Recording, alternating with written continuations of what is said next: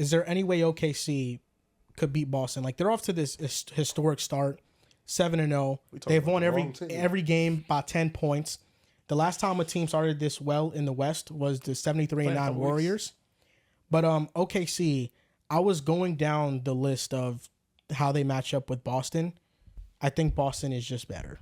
I think Boston's just a more mature version of them right now. Like, getting Hartenstein and Caruso obviously speeds it up. You got two vets who are, they're at their peak, right? I think SGA is probably like 90% there. He probably has still some room to grow. But J-Dub and Chet still feel like are so young that this isn't the best version of them. So it would be really impressive if they were able to get past Boston at their core still being at such young an age. But in a couple of years from now, when you have J-Dub and you have Chet, closer to their prime, they're more seasoned, they have more playoff games under them. I see that as probably a more fair matchup. But what they're doing right now, especially on the defensive end, it's hard to ignore. They're doing this without Hartenstein, right? And this is with SGA. The first few games still isn't really playing up to SGA's level from like an efficiency standpoint. He's still giving you the 30, but yeah, the efficiency numbers have not been like the 50-40 that he's given us over the last couple of seasons. But they're the best team in the West to me. Like, this is why coming into the year, championship or bust whole argument we got into.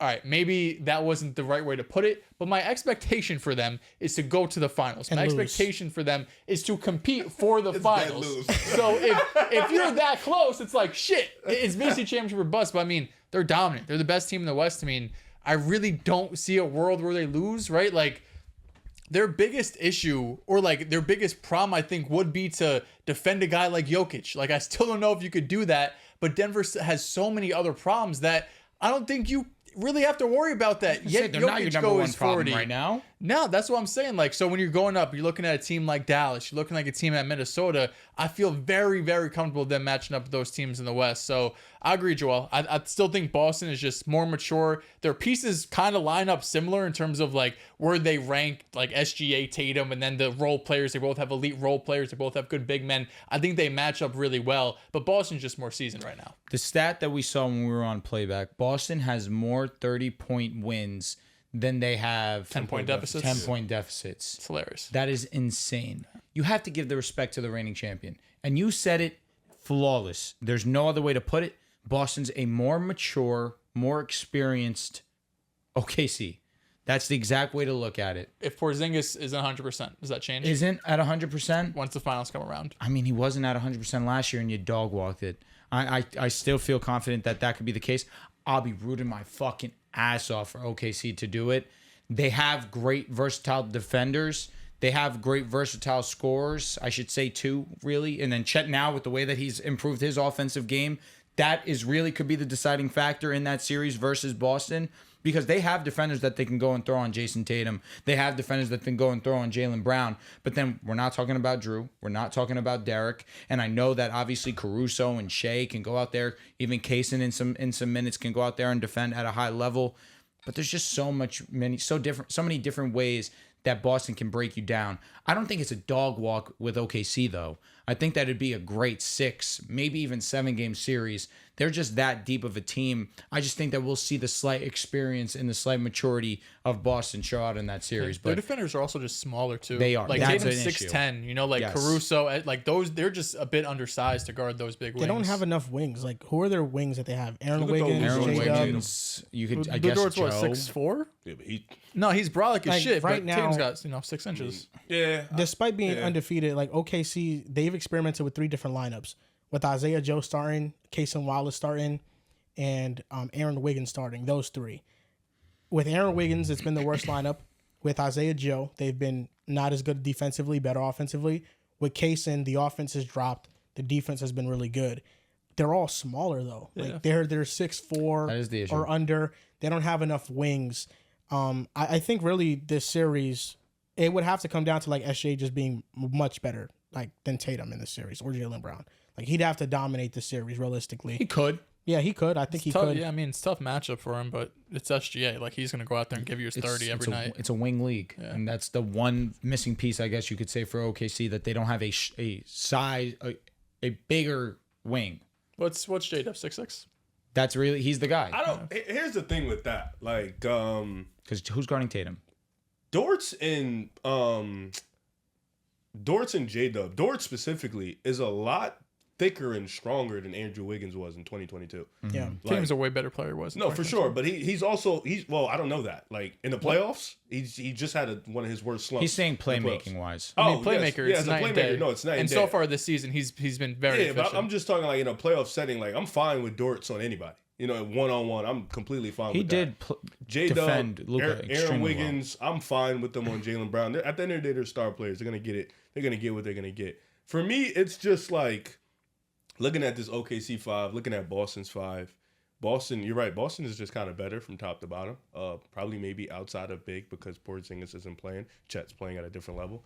But with OKC, I think the difference could be, the two big lineup. I think that could be a game changer. You have Chet at the 4, you have Hartenstein at the rim, and I think with Boston, the little small ball lineup 5 out could cause Isaiah Hartenstein to be a little bit voided in that type of series.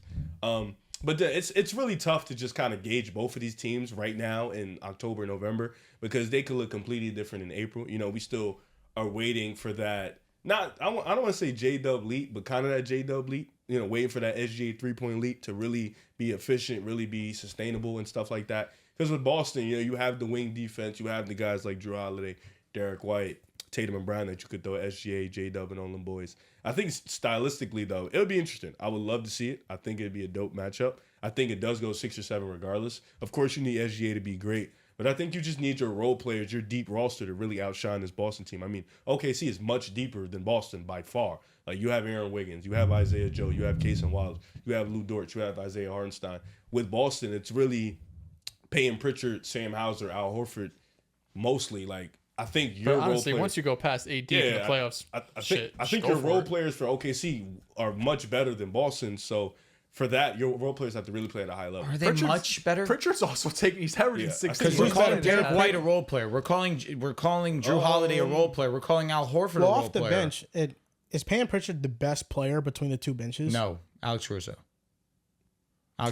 Is it like a clearing? I think that's a conversation. Brother, what? I mean, if you're Peyton going Pritchard's right averaging now, 16. Okay. I mean, he's in the 6th man of the year conversation. He might win 6th man of the year. Oh, Fans okay. also. I mean, if we're going Caruso is better. But also, Jesus like, is Christ. he a lock to come off So the you bench? hate Caruso now because I like him a lot? I don't hate Caruso. Because I allegedly overrate him, I should say? I just think that Caruso is a very good role player. he's a high level role. No, he is. I think Peyton Pritchard is also a high level role player. You thought that before 2 weeks You just ago? told us about Hallie. Don't overreact to 2 weeks.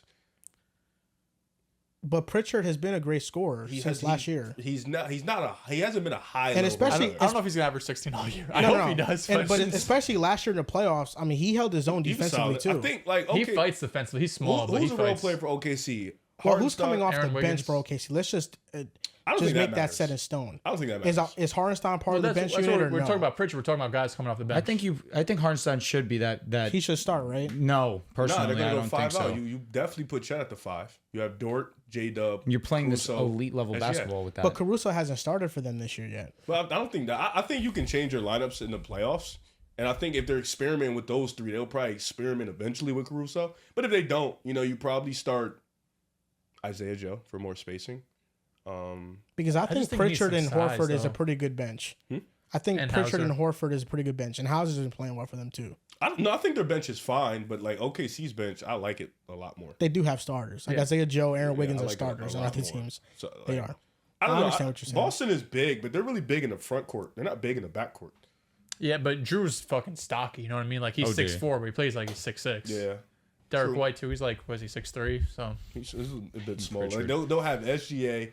I guess the 2 guard would be small, but J-Dub, Dort, Chet, like I mean, Boston with, Tatum, Brown Porzingis. is the Brown's same like size 6'6". as Yeah, SGA, but Tatum, yeah. Porzingis. It's just really it. Tatum is 6'10". You got Porzingis, who's probably the same size as Chet. So it's Yeah. like that's really it. Yeah, Those two. Tatum's a mismatch there.